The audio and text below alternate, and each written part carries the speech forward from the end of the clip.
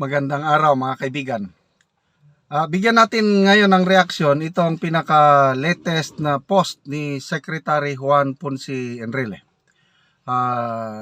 Nagmula nung naging palaban na si BP Sara, madalas na siyang mag-post, nagbibigay ng advice. Kaya lang napansin ko, sa lahat ng mga post niya, ang daming bumabati ko sa kanya na parang hindi na siya pinapakinggan. 47 minutes ago itong kanyang post. Basahin ko ang kanyang mensahe is pagkakaisa, magkalma lang daw ta. For the sake of our country, he's trying to save the country or save yung amo niya. Okay, basahin ko.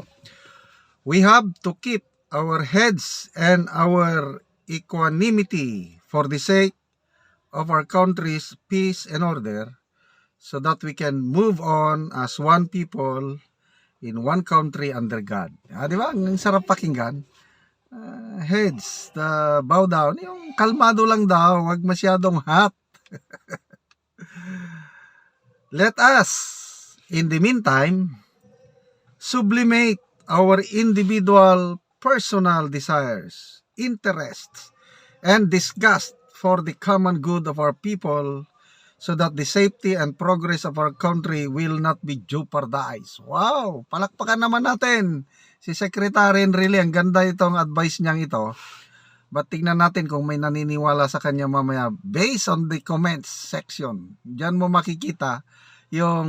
Ako, mahilig akong magbasa sa mga comments.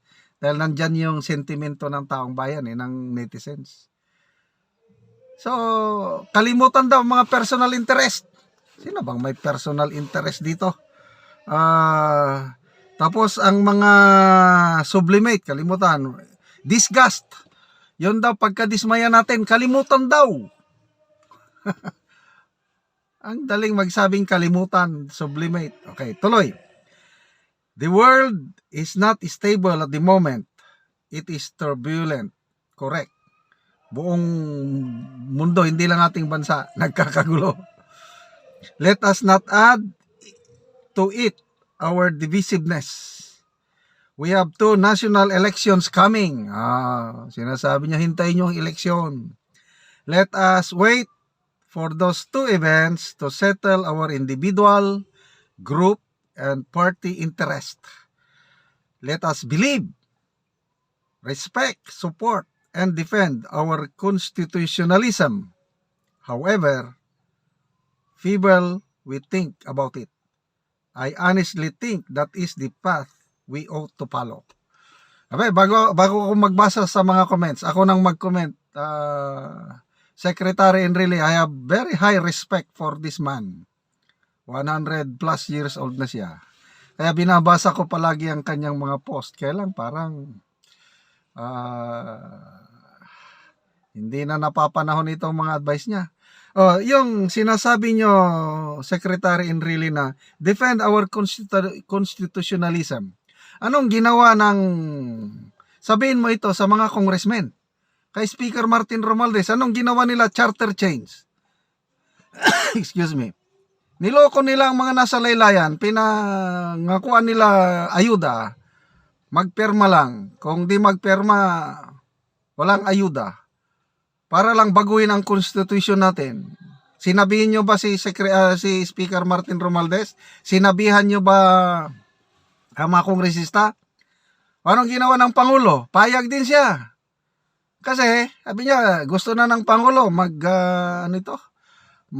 plebisito na daw next year para baguhin ang konstitusyon.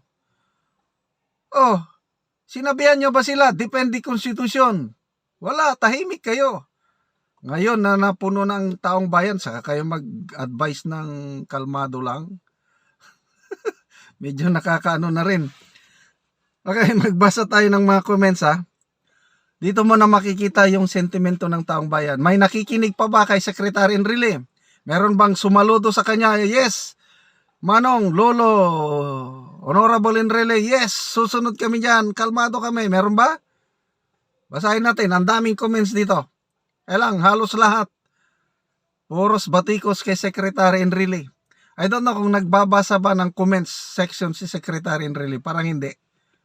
Post lang siya ng post. Hindi naman niya minomonitor anong epekto ng kanyang post.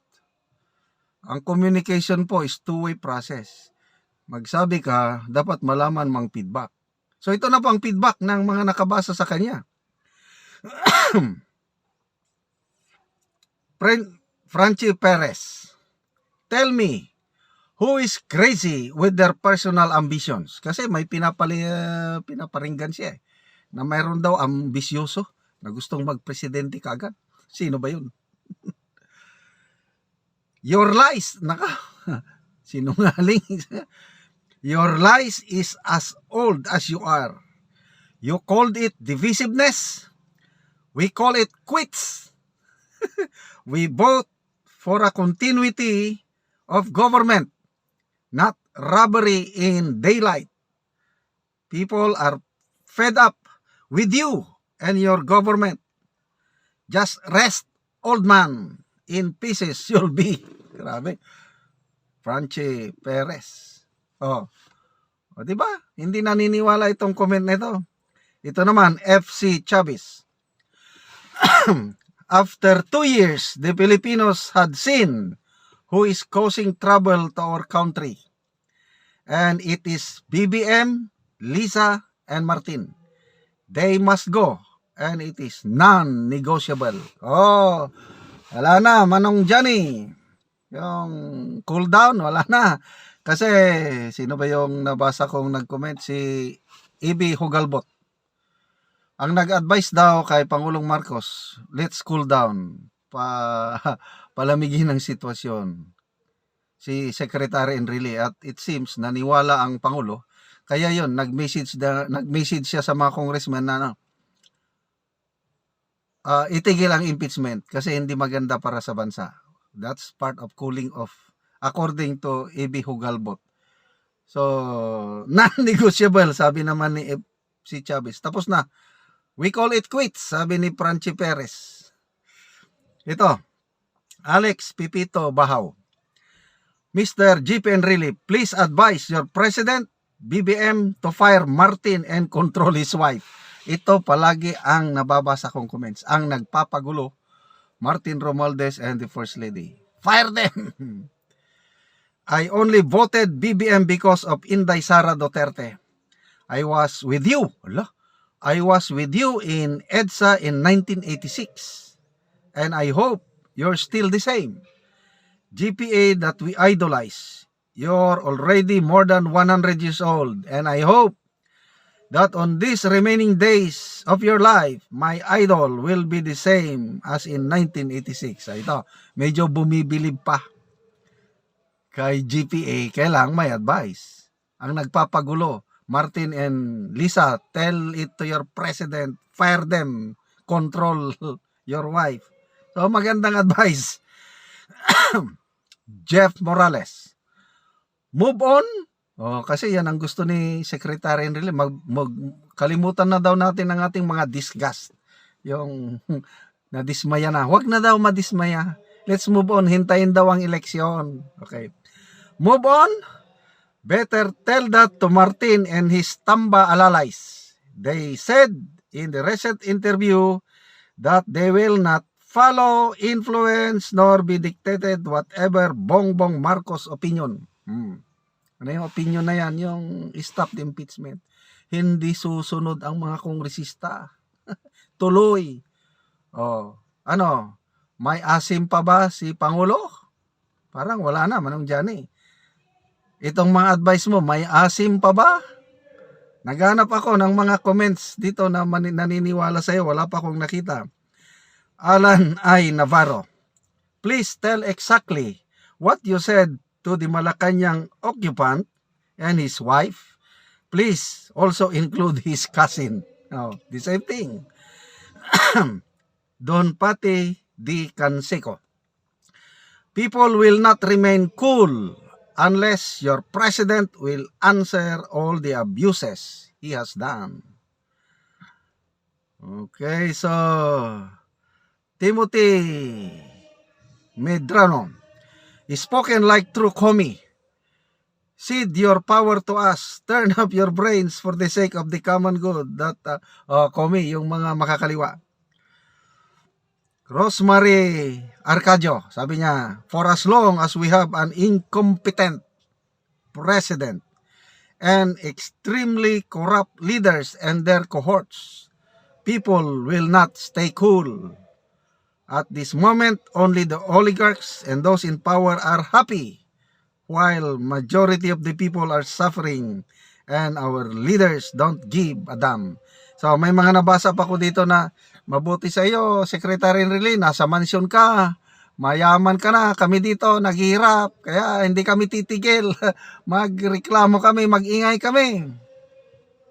Wala na, feed up na talaga based sa aking mga namomonitor sa social media. Talagang ang mga tao, napunong-puno na. So, good luck po, Secretary Enrile. Please try your best to save your boss na matapos niya ang kanyang termino. Sana nga matapos niya ang kanyang termino hanggang 2028.